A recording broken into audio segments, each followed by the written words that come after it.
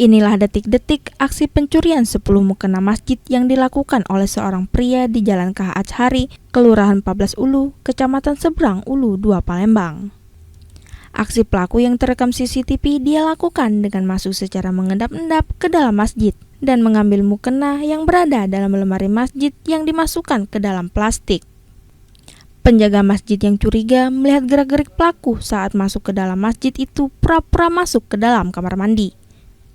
Melihat keadaan masjid telah sepi, pelaku pun keluar dari kamar mandi dan mengacak-ngacak lemari masjid.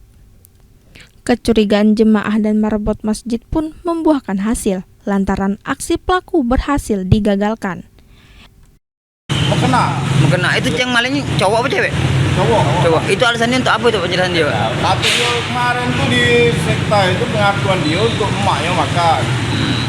Sudah tuh nak dijualnya pula di tetangganya. Kenapa ikut dengan kayak mukena itu? Kira-kira 10 pasang lah. Kini pelaku telah diserahkan warga ke pihak kepolisian Polsek Seberang Ulu 2 Palembang untuk dilakukan penyelidikan lebih lanjut. Dari Palembang, Muhammad David, iNews melaporkan.